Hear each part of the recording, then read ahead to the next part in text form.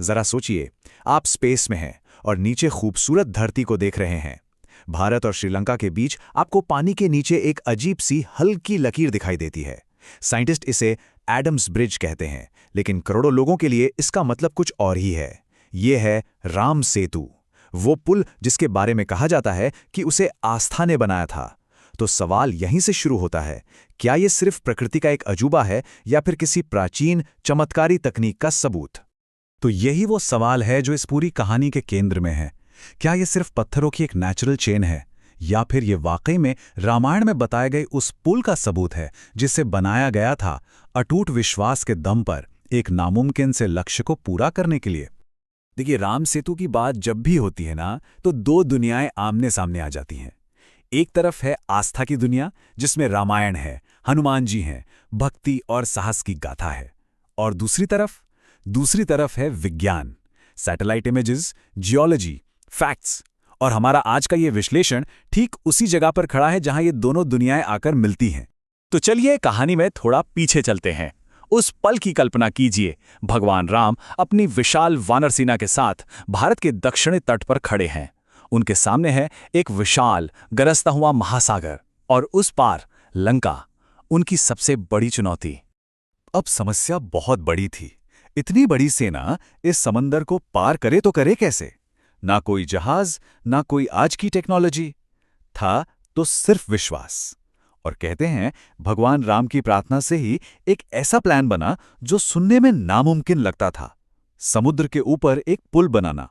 अब यहां कहानी में एक जबरदस्त मोड़ आता है। हम सब हनुमान जी को उनकी ताकत, उनकी भक्ति के लिए जानते हैं, लेकिन इस मिशन में उनका एक नया ही रूप सामने आता है। वो सिर्फ एक योद्धा नहीं, बल्कि एक प्रोजेक्ट मैनेजर, एक प्रॉब्लम सॉल्वर बन जाते हैं। हम कह सकते हैं वो बन जाते हैं आस्था के इंजीनियर। भगवान राम को पुल चाहिए था और हनुमान जी ने फौरन काम को ऑर्गेनाइज करना शुरू कर दिया। उन्होंने पूरी वानर सेना को एकजुट किया और देखते ही देखते वो पूरा समुद्र तट एक बहुत बड़े कंस्ट्रक्शन साइट में तब्दील हो गया। और फिर जो हुआ वो सच में किसी चमत्कार से कम नहीं था। पूरी वानर सेना बड़े बड़े पत्थर और पेड़ इकट्ठा करने लगी, लेकिन असली कमाल तो दो भाई, दो इंजीनियर, नल और नील के पास था। कहा जाता है कि जब वो किसी पत्थर पर राम का नाम लिखते थे तो वो पत्थर पानी में डूबता नहीं था, वो तैरने लगता था। और बस एक एक करके पत्थर समुद्र में रखे जाने लगे, और वो पत्थर डूबने की बजाय लहरों पर तैरते हुए एक रास्ता बनाते चले गए।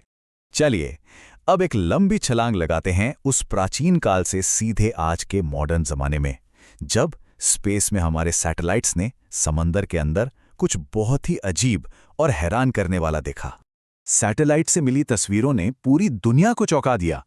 इन तस्वीरों में भारत और श्रीलंका के बीच पानी के नीचे चूना पत्थर और रेत की एक पूरी चेन दिखाई दी। और सबसे कमाल की बात जानते हैं क्या थी? ये ठीक उसी जगह पर थी जिसका जिक्र रामायण में मिलता है। अच्छा, तो साइंस इसे कैसे देखता है? जियोलॉजिस्ट का कहना है कि ये लाइमस्टोन शोल्स यानी चूना पत्थर की एक नेचुरल चेन है। ये कोई गहरा महासागर नहीं है, बल्कि एक उथला समुद्र है जहां ये एक डूबी हुई रिज की तरह मौजूद है। तो वैज्ञानिकों के लिए ये एक दिलचस्प जियोलॉजिकल फॉर्मेशन है, लेकिन भक्तों के लिए ये एक बहुत बड़ी खोज थी, क्योंकि इसकी लोकेशन और इसका आकार कहानी से हूबहू मेल खाता था।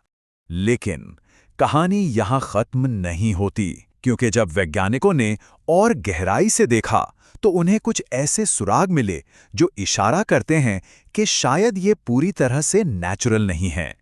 कुछ स्टडीज में ये बात सामने आई है कि यहाँ भारी और पुराने पत्थर नई और हल्की रेत के ऊपर रखे हुए हैं। अब ऐसा नेचुरल तरीके से होना थोड़ा मुश्किल है। इसका मतलब ये हो सकता है कि इन पत्थरों को कहीं और से लाकर यहाँ रखा गया हो। ऊपर से इसकी जो लगभग सीधी लाइन है वो भी किसी प्लान्ड रास्ते की तरफ इशारा करती है। तो एक थियरी ये भी है कि शायद राम सेतु नेचुरल और मैन मेड दोनों का एक मिला-जुला रूप है।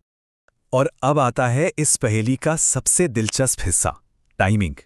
जियोलॉजिकल स्टडीज के हिसाब से ये जो ढांचा है ये करीब 7,000 से 10,000 साल पुराना हो सकता है। और दूसरी तरफ जब रामायण में दिए गए ग्रहों और नक्षत्रों की स्थिति का विश्लेषण किया जाता है तो पता चलता है कि वो घटनाएं भी लगभग 7,000 से 9,000 साल पहले हुई होंगी। अब ये महज एक संयोग है या कुछ और? ये सवाल इस रहस्य को और भी गहरा बना देता है। तो इन सारी कहानियों और सबूतों को एक साथ रखकर देखें तो असल में क्या बनाया गया था?